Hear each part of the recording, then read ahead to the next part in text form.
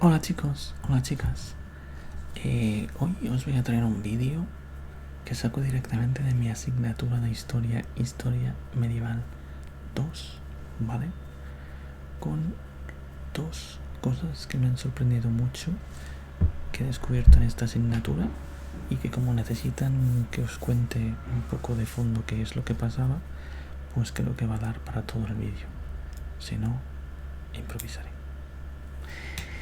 Antes que nada deciros que aquí abajo ya sabéis que tenéis el enlace a mi Instagram, tenéis el enlace a todos los canales que yo veo que me parecen súper chulos y tenéis el enlace por si queréis haceros miembros del canal, uniros, ¿vale? Historia Medieval 2 va desde el siglo XIII hasta el siglo XV. Había cosas que evidentemente sabía de fondo, pero aquí pues tengo que saber mejor. Y había cosas que me han dejado totalmente para flipar, ¿vale? Tengo aquí los apuntes para irlo diciendo, aunque dentro de 2 semanas si me lo preguntaran lo tendría que decir de memoria porque tengo examen. Bueno, 2 semanas desde que grabo este vídeo, desde que lo publico no lo sé.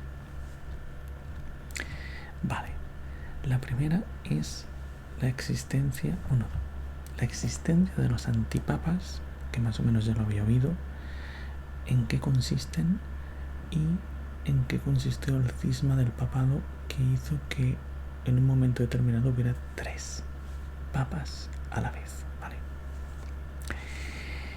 El Papa de Roma en ese momento, aparte, bueno, en ese momento estamos hablando de principios del siglo XIV, ¿vale? Era escogido en Roma, como ahora, pero había una serie de familias poderosas, ¿no? Que más o menos intentaban dirigir el cónclave para que se escogiera quien ellos quisieran.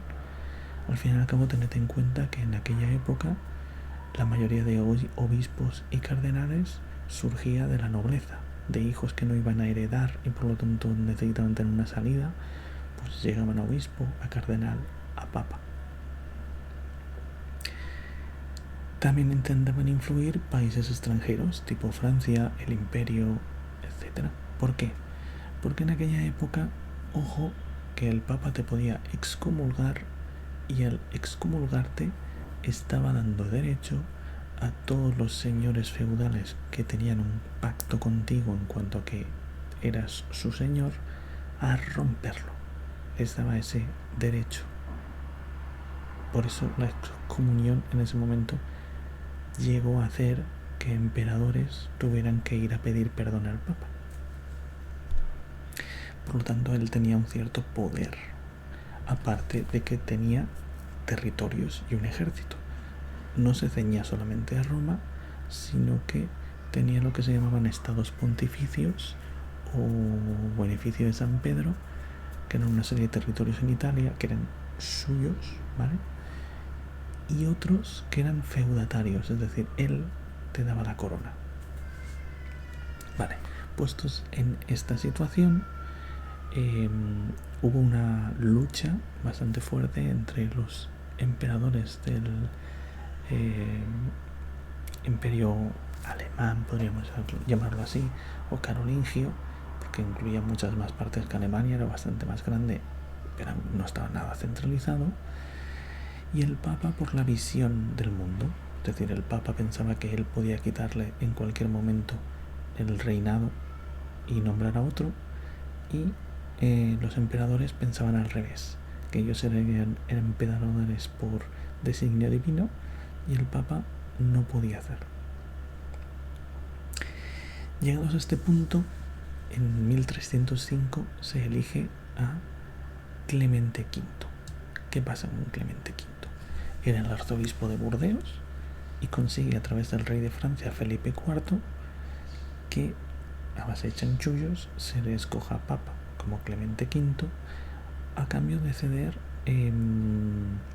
la 10ª parte de los impuestos que recibían los estados pontificios durante 5 años. Y lo consigue. Es nombrado papa. ¿Qué es lo que hace? Ya que son los franceses los que le han permitido ser papa y además había familias romanas que ya estaban diciendo que había sido papa a base de comprarlo con dinero, acto que se llama simonía, comprar un puesto eclesiástico con dinero. Se traslada de Roma a Aviñón y allí traslada toda la curia de cardenales, ¿vale? Durante un tiempo, durante el siglo XIV, se siguen escogiendo cardenales en Aviñón y además siempre son franceses, porque el Papa lo que hace es aumentar el número de cardenales que hay que pueden escoger al Papa y nombra un chorreo de cardenales franceses para asegurarse que sigan siendo franceses y no italianos y por lo tanto no quieran volver a Roma, ¿vale?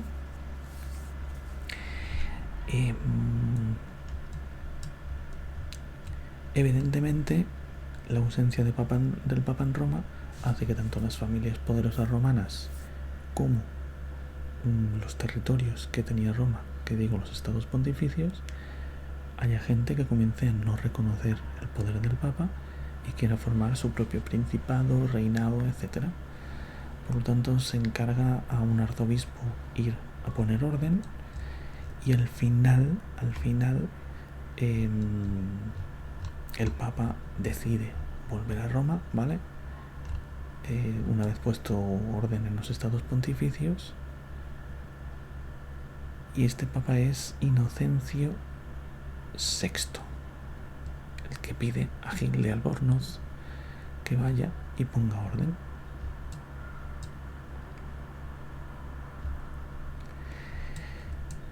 El Papa que vuelve realmente es Gregorio XI, en 1370. Vuelve a Roma, pero aquí, recordad este dato, 6 cardenales se niegan a seguir la Roma y se quedan en Aviñón. Bueno, Gregorio XI muere, ¿vale?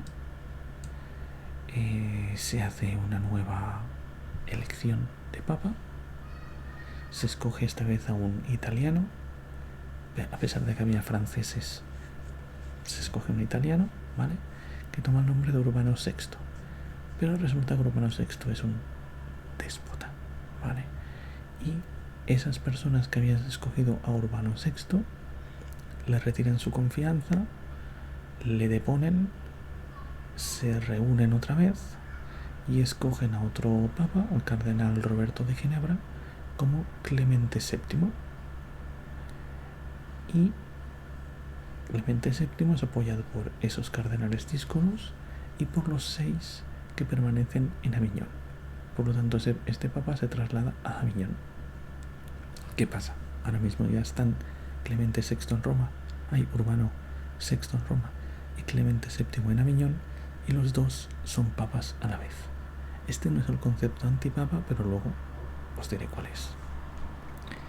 A partir de aquí comienzan a trabajar en paralelo, es decir, el uno se excomulga al otro, el uno excomulga a los que apoyan al otro, los países se alinean con uno o con otro según sean aliados de Francia o no, o aliados del imperio.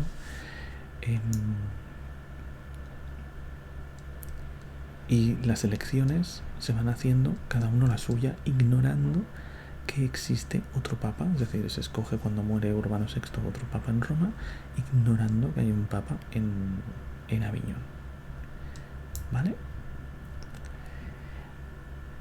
No todos aceptan esta situación como normal, evidentemente, casi nadie, pero no saben muy bien qué hacer.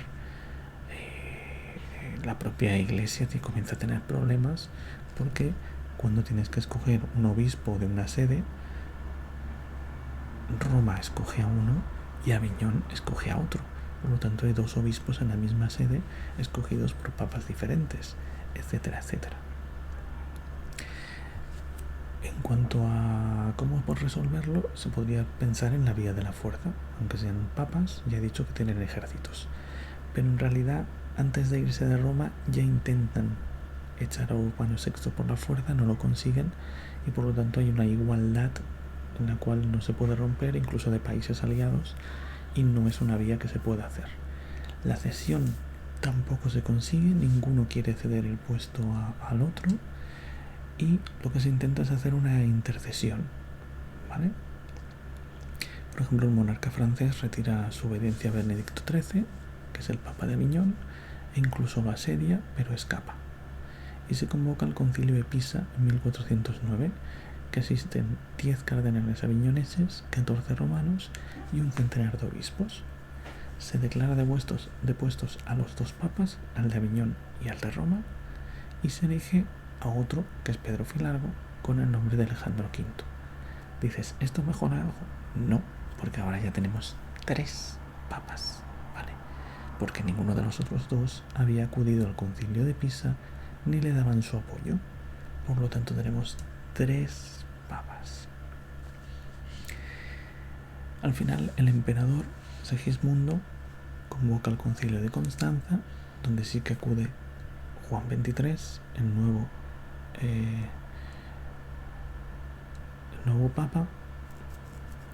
Se pide aquí explícitamente la renuncia de los 3 papas ya de inicio. El de Roma la acepta, renuncia, aunque a distancia, no va al concilio. El nuevo papa que había sido elegido en el anterior concilio acepta, pero Benedicto XIII, que era el de Aviñón, no acepta y acaba muriendo aislado, pensando todavía que es el papa y sin renunciar. No sé si aquí hace el juego de palabras en los apuntes, conforme se mantuvo en sus 13, no sé si proviene de aquí la expresión, ¿vale?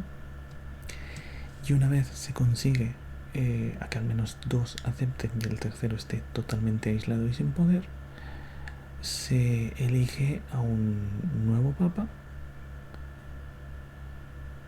que es Martín V, y aquí se cierra el cisma del papado, ¿vale?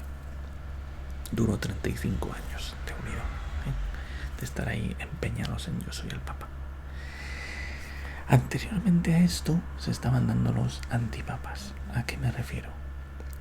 Yo, como os digo, soy el papa, considero que puedo echar al emperador y poner a otro, y cuando tenían disputas de ese tipo, porque por ejemplo el emperador se inmiscuía en a quien se nombraba obispo o a quien se nombraba cardenal, lo normal era que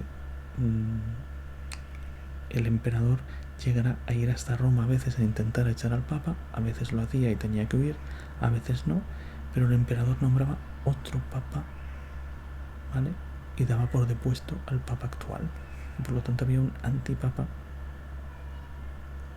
que a veces llegaba a tener el poder y a veces no.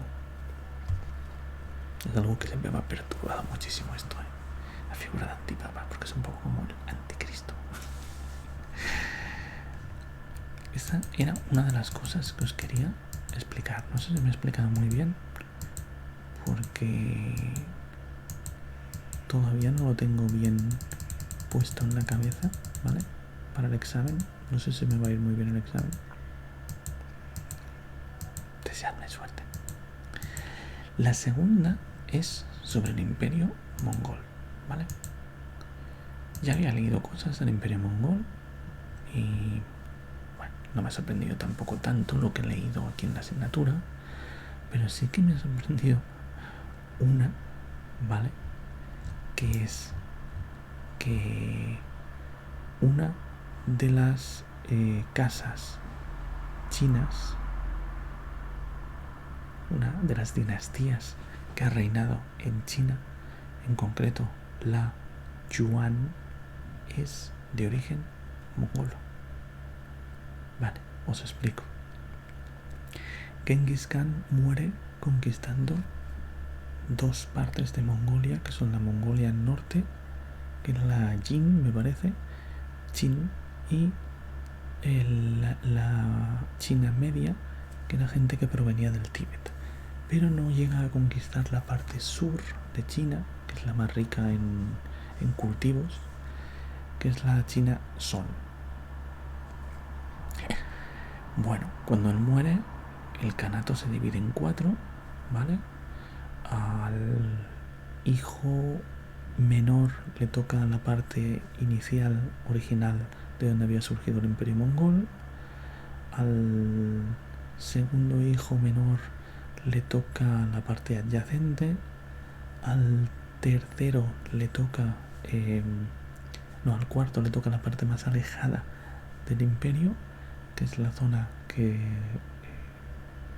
hace frontera con Europa, que se llama la Gran Horda de Oro, es la que acaba invadiendo Rusia y llegando pues a Hungría. En realidad la invaden y venciendo a los polacos incluso.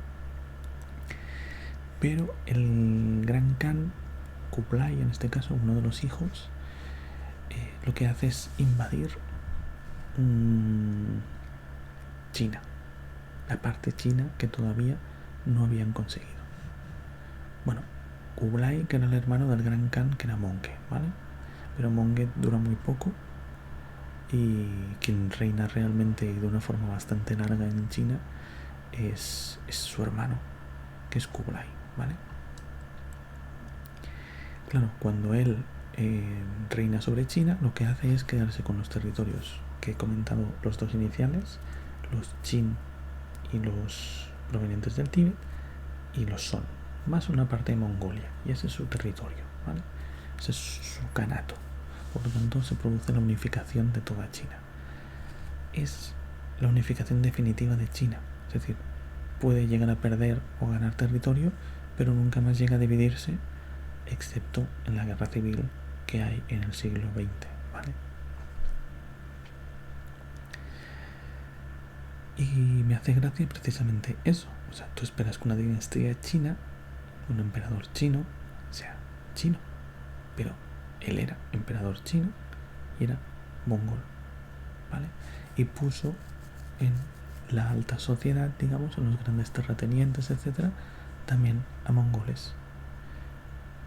Él no quiso hacer como en otros territorios donde los mongoles simplemente explotaban el territorio, cobraban impuestos y seguían con su vida, sino que intentó adaptarse. Y para intentar adaptarse lo que hace es crear esta nueva dinastía, que es la Yuan, e incluso se convierte a la religión, ahora no me sale el nombre,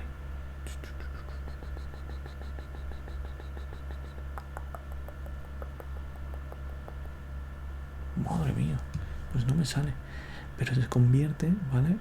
Y aunque en realidad cuando los mongoles se convierten no son unos conversos tradicionales que son como más extremistas que los que realmente tienen esa religión, sino que como tienen una cierta tradición chamanista, siguen manteniéndola en su día a día, ¿vale? Al budismo, ¿vale? En su variante lamaísta del Tíbet, que pone que era un poco apreciada en China, pero era la más parecida al chamanismo que ellos tenían, para así intentar encajar dentro de la sociedad china y que nadie se preguntase por qué nos está mandando este señor. Por lo tanto, se establecieron ya fijos, así como los mongoles eran muy nómadas, aquí se fijaron al terreno. No duró mucho la dinastía Yuan, ¿vale? Porque al fin y al cabo los derechos en sí en la sociedad, los que más derechos tenían eran los mongoles, después los que venían de Asia Central, después los chinos Qin, porque habían sido conquistados antes, y después los Son. Fue depuesta bastante rápido, porque fijaos que terminó en 1368 y estamos hablando que él vivió de 1259 a 1293. Pero me ha resultado muy, muy curioso. Así como que lanzaron campañas contra Japón. Claro que pensad, o sea, Japón, China, Mongolia. Pero es que al otro lado del mundo estaban en Polonia y Hungría. Y por la zona sur-oeste llegaron a Oriente Medio, zona de Israel, etcétera. O sea, gigantesco. Y que intentó incluso conquistar las islas de Indonesia. Ay, todos locos. Pero que no pudieron por cómo era el clima y la orografía. Vaya, no me extraña. Así que una de las dinastías chinas en realidad estaba formada por mongoles. Igual lo sabíais, seguramente. No soy la persona más versada del mundo, pero me ha sorprendido mucho las dos cosas, ¿vale? Nada, nos vemos en otro vídeo. Espero que os haya gustado.